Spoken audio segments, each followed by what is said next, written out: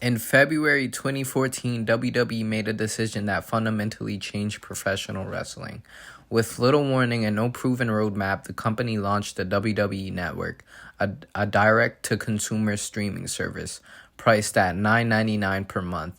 At the time, it wasn't universally praised, it wasn't even widely understood. But in hindsight, it made the most important business move in modern-day wrestling history. For decades, WWE operated under a traditional pay-per-view model. Major events like WrestleMania, Royal Rumble, SummerSlam, and Survivor Series premium experiences, each costing fans $50 to $60. The system was reliable, it generated consistent revenue, it defined how wrestling was consumed for an entire generation. Changing that model meant walking away from guaranteed money in exchange for the future that didn't yet exist. In 2014, streaming was still unproven at a large scale. Netflix was primarily a catalog of licensed movies and older television content. Disney Plus did not exist. HBO Max did not exist. Live streaming large-scale events was considered technically risky and financially uncertain. No major sports events or entertainment company had successfully transitioned live pay-per-views into a low-cost subscription service. WWE wasn't reacting to the market, they were betting against their own past. For $9.99 a month, the WWE Network offered something unprecedented. Every live pay-per-view, the complete WWE, WCW, and ECW archives, original documentary and reality programming, NXT specials that would later become takeovers, decades of wrestling history available on demand, original shows like Breaking Ground, Table for 3, and 24. This wasn't just content, it was ownership of legacy. For the first time, WWE controlled how its history was distributed, preserved, and monetized. By 2016, the network had over 1.5 million subscribers, proving that wrestling could survive and thrive in the streaming era. WWE wasn't just a wrestling company anymore, it was a media platform. But success came with a problem. WWE's biggest money makers were pay-per-views. By bundling everything into one cheap subscription, WWE capped its own revenue. At the same time, casual fans didn't subscribe year-round. Content became bloated, originals quality disappeared, live shows began to feel rushed and overproduced. The network was loved by hardcore fans, but it wasn't maximizing profit, and WWE at its core is a business. The reaction was mixed. Some fans celebrated the value, others questioned whether WWE was undercutting itself. Financial analysts worried about the loss of pay-per-view revenue. Investors were skeptical, and critics wondered if wrestling fans would stay subscribed year-round. Early subscribers' numbers were solid but not explosive.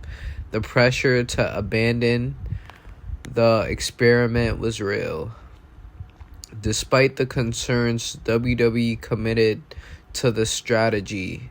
They expanded original programming, they invested in archival restoration, they made NXT a network centerpiece, not an afterthought. Slowly, the network changed how fans interacted with the product. Wrestling was no longer something you waited for, it was something you explored.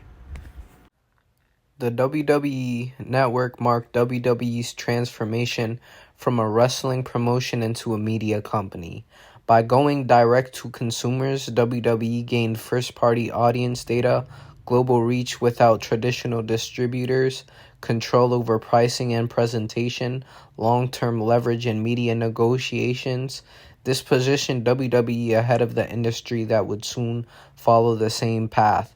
Within a few years, the landscape changed. Streaming became the standard. Subscription models replaced individual purchases.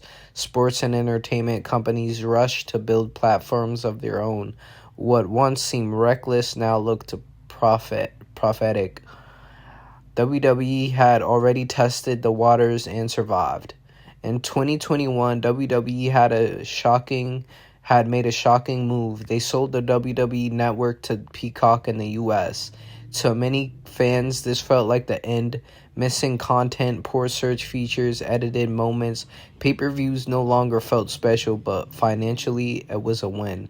WWE secured a billion-dollar deal, guaranteed income, and exposure to broader audience stability over loyalty. The network didn't fail, it was outgrown.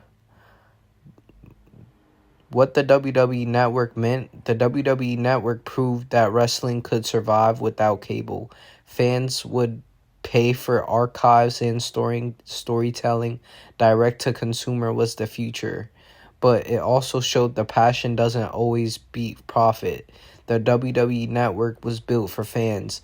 Peacock is built for shareholders.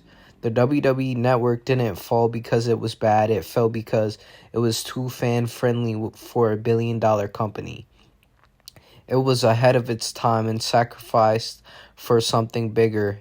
And depending on what you ask, that's either smart business or the moment WWE stopped feeling personal. The WWE Network didn't just save fans money. It ended traditional wrestling pay-per-view era, reshaped how wrestling history is consumed, set expectations for value in the niche streaming, and prepared WWE for a future built on media rights and partnerships. In 2014, the WWE Network looked like a risk. In hindsight, it was a blueprint, a decision made ahead of its time by a company willing to abandon certainty in favor of control. The WWE Network may no longer exist as a standalone service, but its impact is permanent. It ended an era, it built a new one, and it positioned WWE exactly where the industry eventually landed. The network wasn't just a platform, it was a rehearsal for the future, and now the future is streaming on the world's biggest stage.